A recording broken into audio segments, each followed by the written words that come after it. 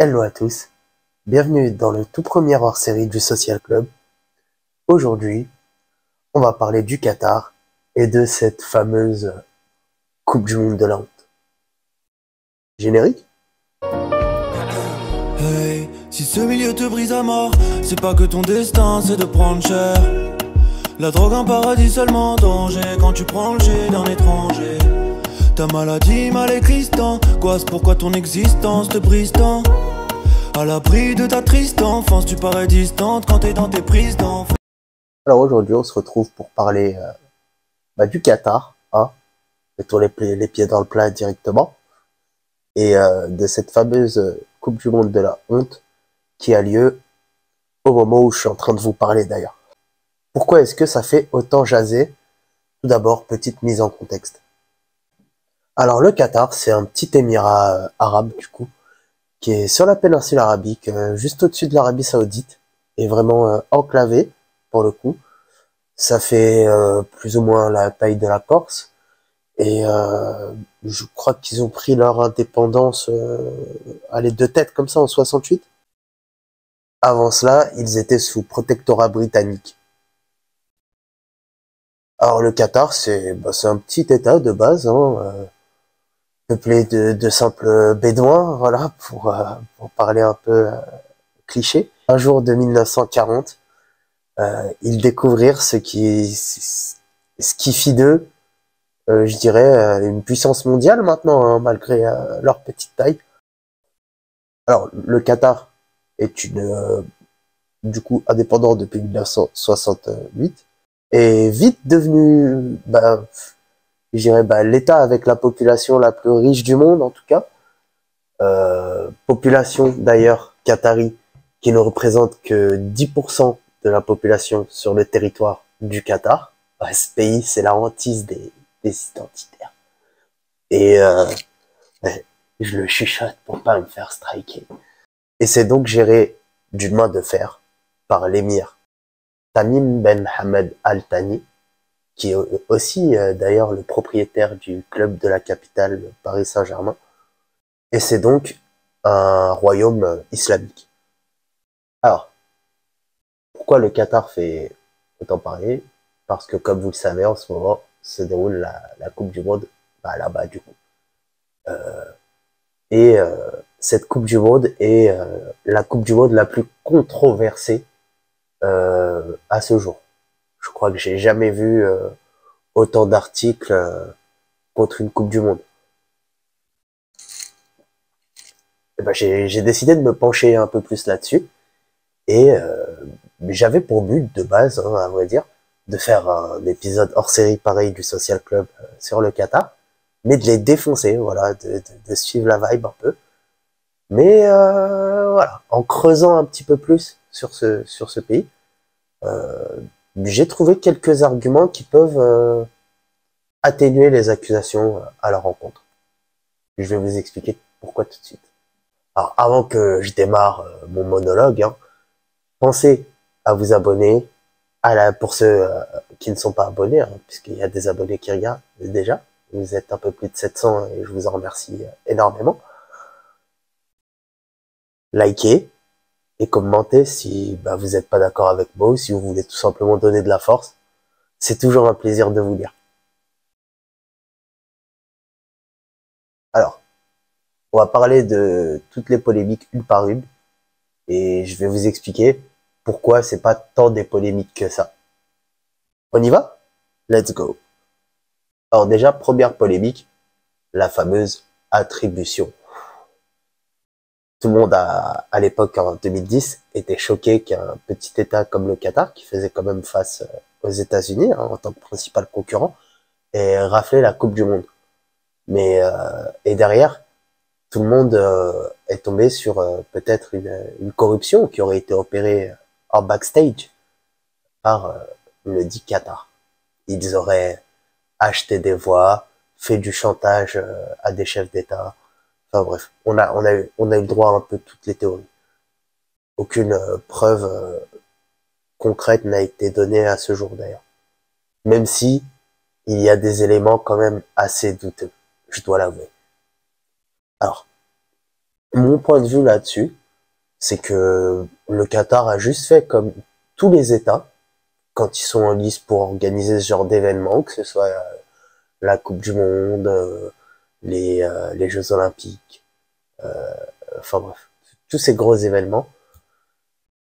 Euh, ils font ce qu'on appelle du lobbying. Et du coup, pour gagner, parce que ça suffit pas de juste faire campagne dans ce genre d'événement. Et ils font de leur mieux pour convaincre les autres fédérations et les autres chefs d'État que c'est leur candidature qui vaut le plus le coup.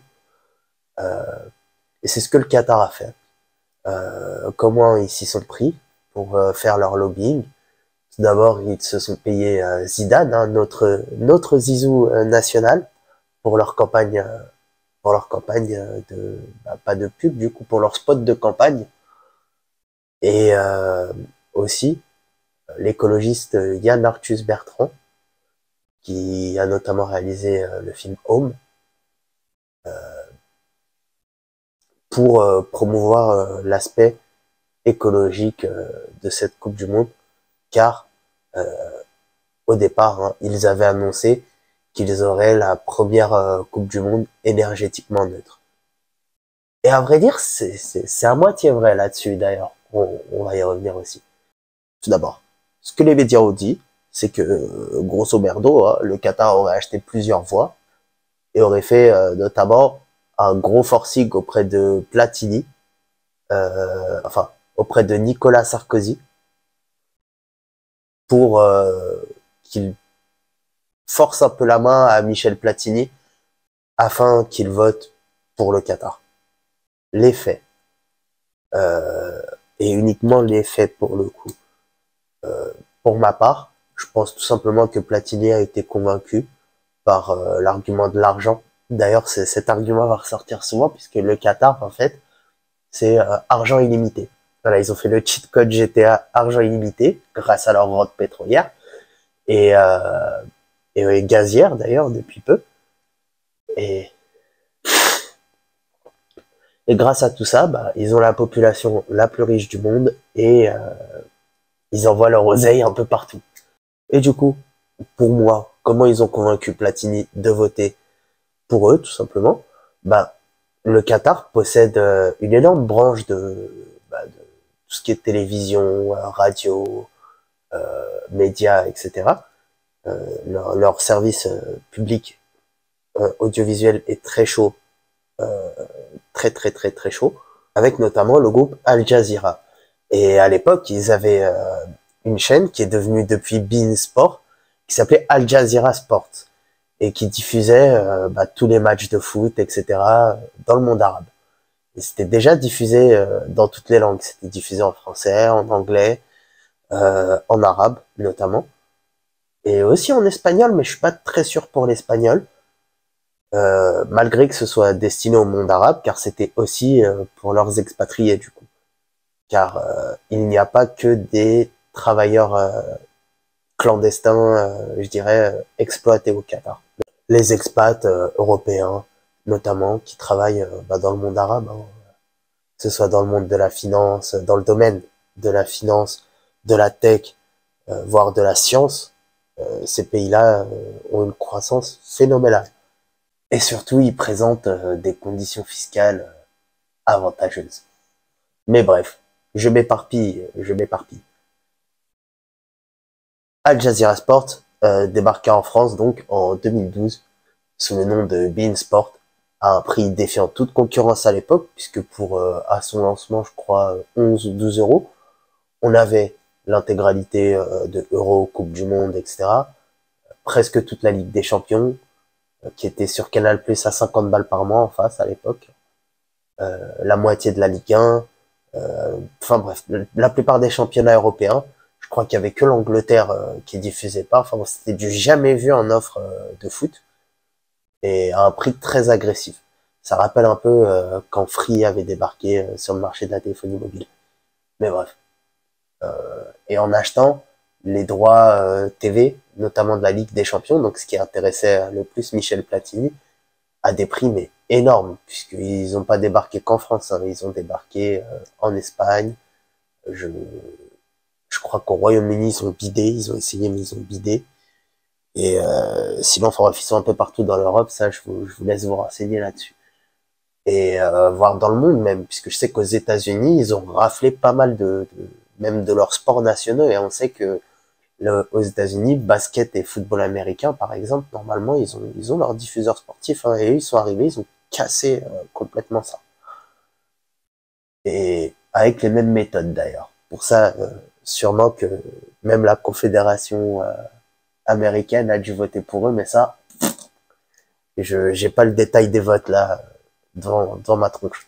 Déjà, pour ce qui est de convaincre les fédérations, bah j'ai envie de dire le soft power un peu, hein, notamment comme je l'ai dit en achetant leurs droits sportifs très chers et en prenant des idoles hein, comme Zidane, Yann Arthus Bertrand, etc., etc., puisqu'il y en avait d'autres.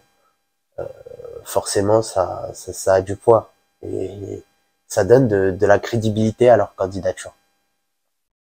Donc, non, l'attribution, ça ne m'a pas tant choqué que ça, puisque c'est souvent ouais le pays qui met le plus d'oseille ou qui a la meilleure campagne vraiment dans allez 5% des cas. Par exemple, en Afrique du Sud, ils avaient juste une super campagne. Et c'est pour ça que tout le monde avait voté pour eux. Mais il y avait des dossiers beaucoup plus solides.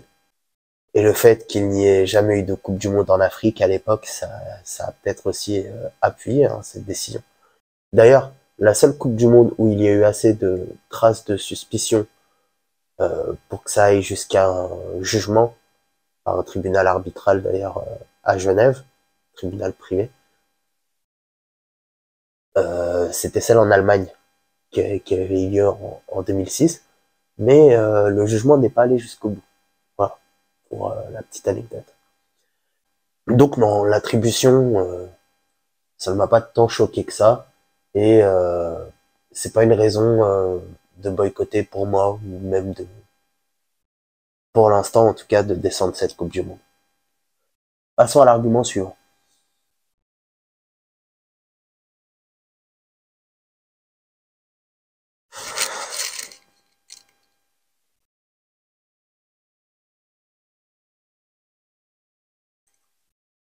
L'argument d'après qu'on a vu dans les médias, c'est celui de l'écologie. Car oui, au Qatar, il fait très chaud et de base, une Coupe du Monde, ça se passe en été. Et d'ailleurs, la Coupe du Monde, cette Coupe du Monde de base devait se dérouler en été. Pour ça que les stades ont été construits avec la climatisation. Et là, c'est premier hic. La clim dans les stades, évidemment, bah, en plein désert, c'est futile, surtout en cette période où on nous demande de faire des efforts pour préserver notre environnement. Et d'ailleurs, c'est réel, hein, il y a un dérèglement climatique. Hein, je suis pas du tout des climato-sceptiques pour ma part. Euh, Nonobstant, le Qatar a, en fait, la clim dans les stades, elle est alimentée par des panneaux, elle est alimentée par des panneaux solaires. C'est-à-dire que, allez, je suis pas expert scientifique, mais normalement, je peux, sans trop me mouiller, je peux dire que normalement, c'est énergétiquement neutre à ce niveau-là.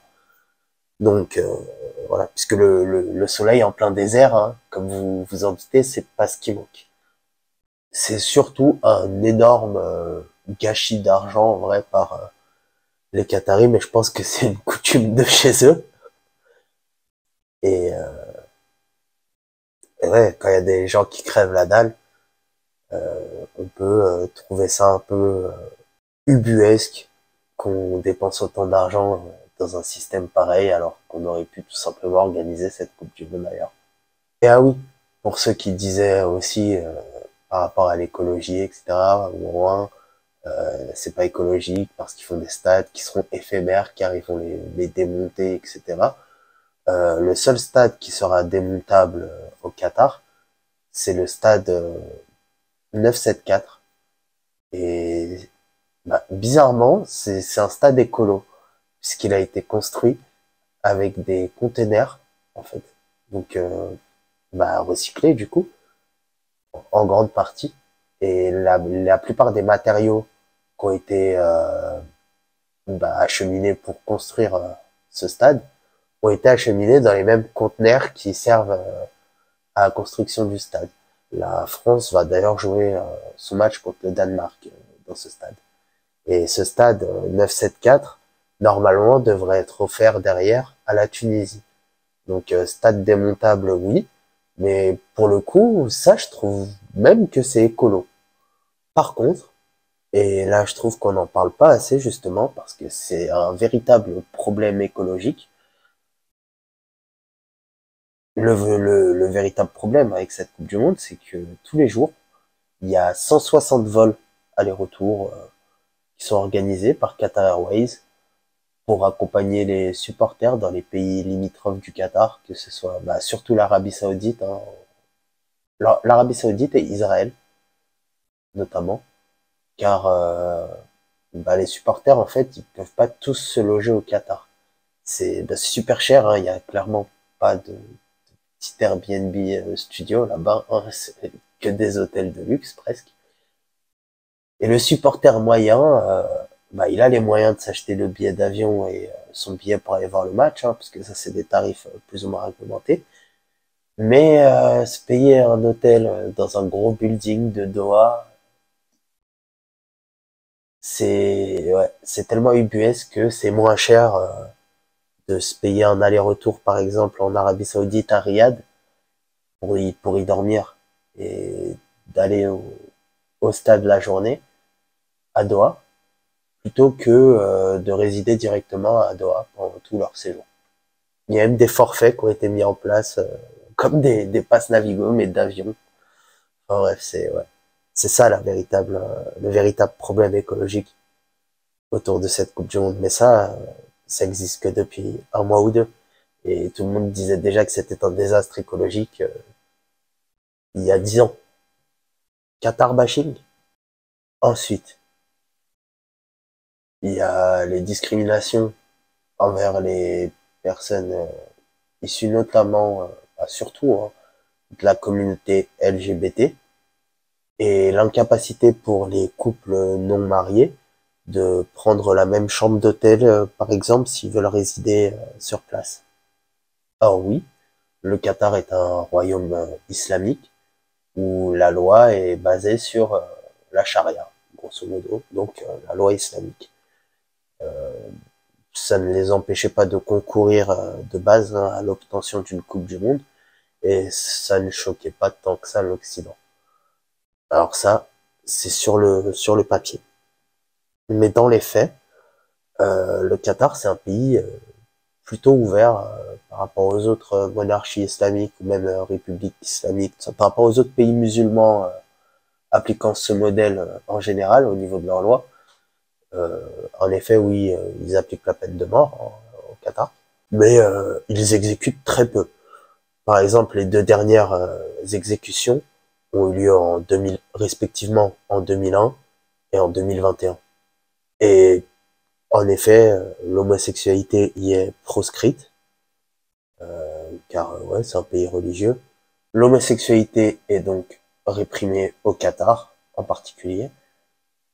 Mais comme j'ai pu lire un peu partout, elle n'est pas réprimée par la peine de mort aux dernières nouvelles.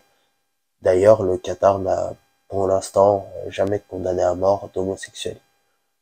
Dans les faits, l'homosexualité est punie de 7 ans d'emprisonnement et d'une amende, voire de la peine de mort en peine maximale pour une personne musulmane, quand il s'agit d'homosexualité. Une personne musulmane, donc, en ressortissant du Qatar.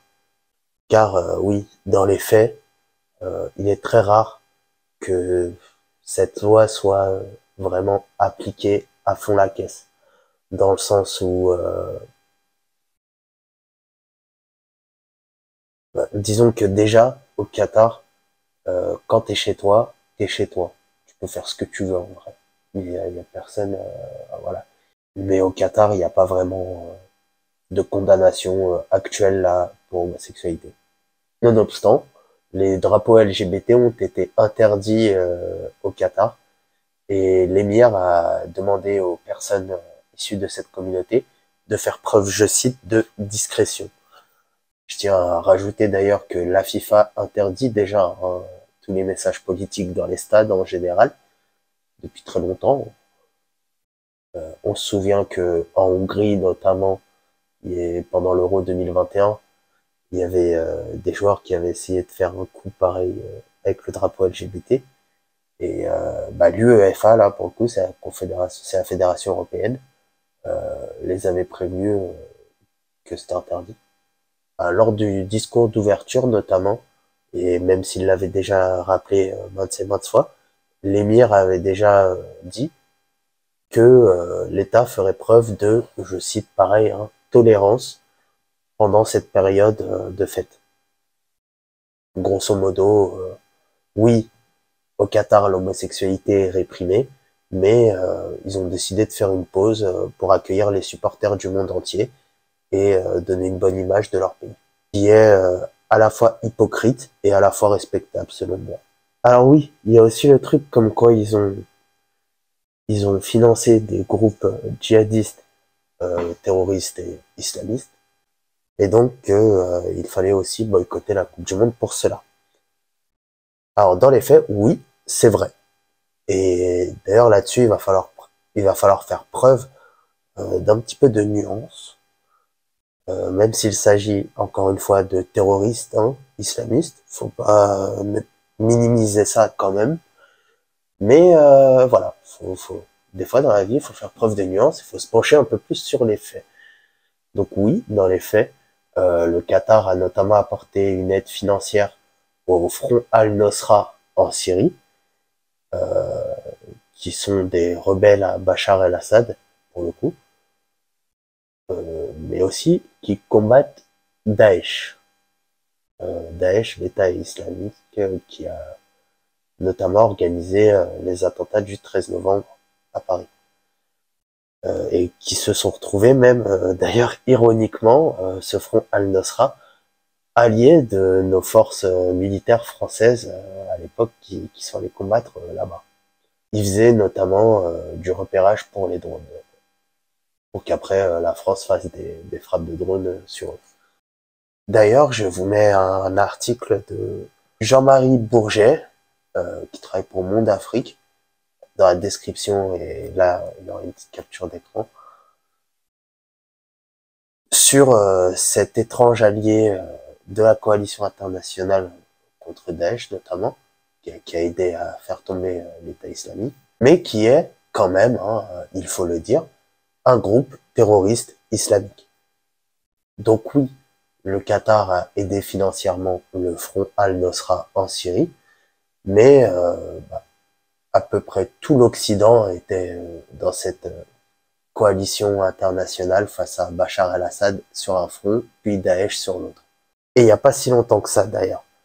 Donc oui, le Qatar a financé ce groupe terroriste, mais tout l'Occident, on va dire, a été allié à ce groupe terroriste, donc ça aurait été compliqué d'organiser cette Coupe du Monde, si c'est ça la raison de boycotter.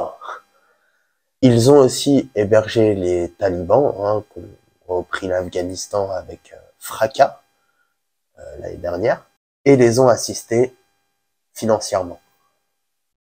Sauf que, en fait, ils ont juste fait de la géopolitique et de la diplomatie, dans le sens où, pareil, pour se montrer, pour montrer une bonne image de leur pays, etc., ils ont fait ce qu'à peu près tous les chefs d'État, avec leur pouvoir financier et logistique, en demande d'exposition mondiale, pouvaient faire.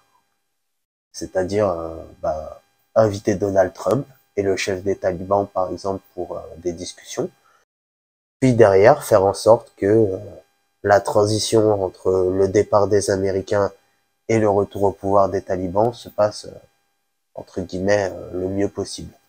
Même si je vous accorde que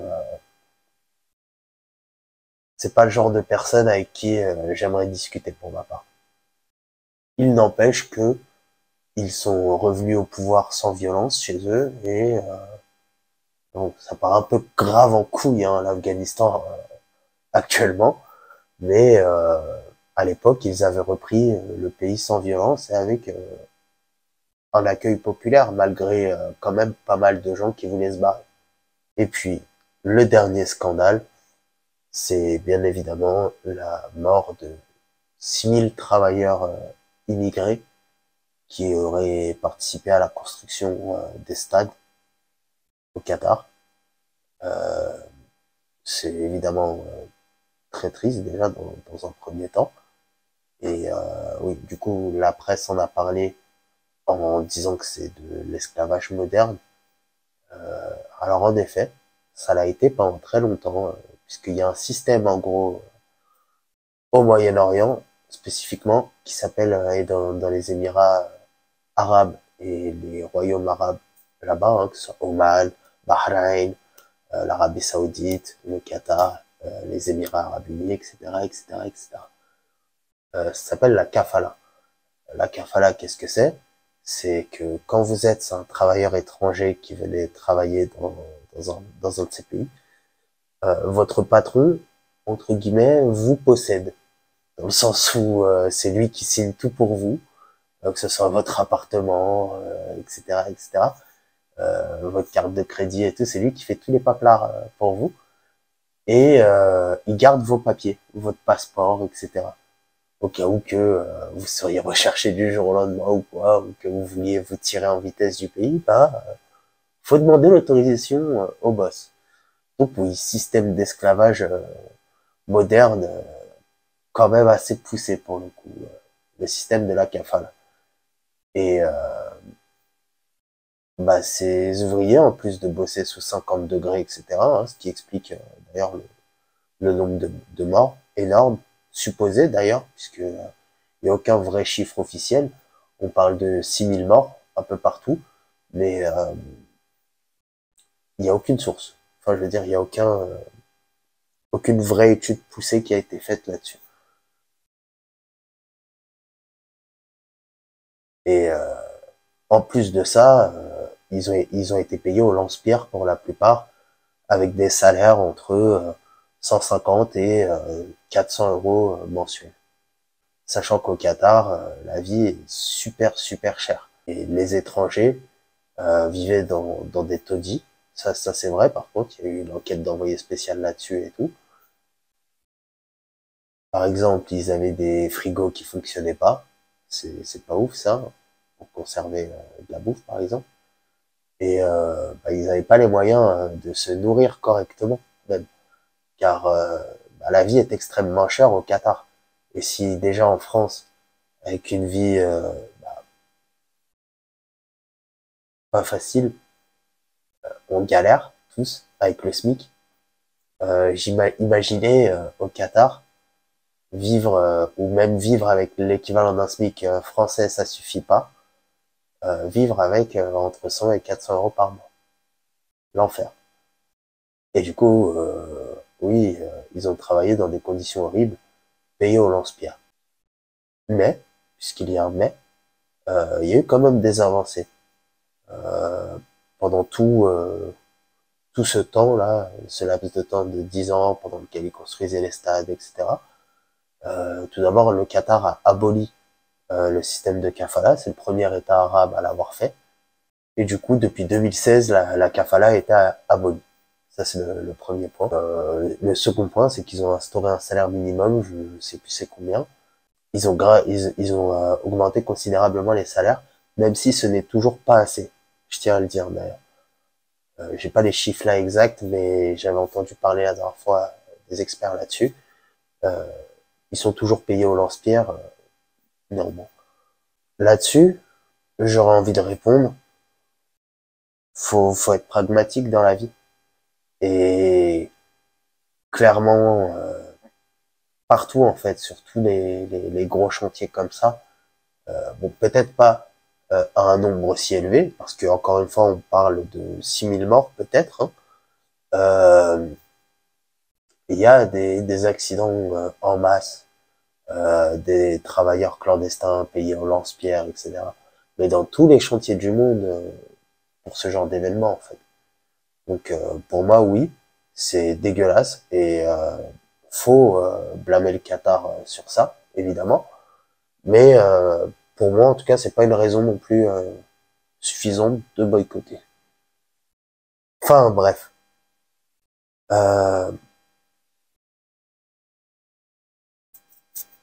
Fin de cette vidéo hors série sur le Qatar. J'espère que ce format vous a plu. Euh, si vous avez des thèmes à proposer, etc., etc., mais envoyez-les, les gars. Envoyez-moi tous vos thèmes en commentaire sur les réseaux sociaux de l'Hydre. Ce sera toujours un plaisir de vous lire, évidemment. Et n'oubliez surtout pas, hein, lâchez le pouce. Hein. C'est important. Ça fait du bien. Et voilà. J'espère vous revoir très vite quand je serai inspiré. Hein. Profitez bien de cette Coupe du Monde si vous la regardez. Si vous êtes contre le Qatar, ben, c'est vos opinions et je le respecte. Regardez-la en faisant comme si c'était pas au Qatar. Hein. Mais voilà, la Coupe du Monde, ça reste quand même le truc le plus important dans le football. Ça a lieu tous les 4 ans. Et pour le fan de football que je suis en tout cas, c'était vraiment impossible de boycotter cette Coupe du Monde. Alors par rapport à toutes ces controverses quand même, pour ma part, je boycotte journalistiquement cette Coupe du Monde, puisque pour ceux qui me suivent sur les réseaux sociaux, etc., je suis aussi chroniqueur foot sur l'émission Foutu, sur la radio IRM. Et j'ai décidé de mettre en pause ce taf-là de chroniqueur pour exprimer mon désaccord avec les politiques du Qatar. Mais néanmoins, c'est pas une raison suffisante pour moi de boycotter la Coupe du Monde. Et je trouve peut-être que il y a un Qatar bashing qui est un peu abusé. Parce que le Qatar reste quand même un État largement critiquable. Voilà. Des bisous à tous, portez-vous bien, à la prochaine.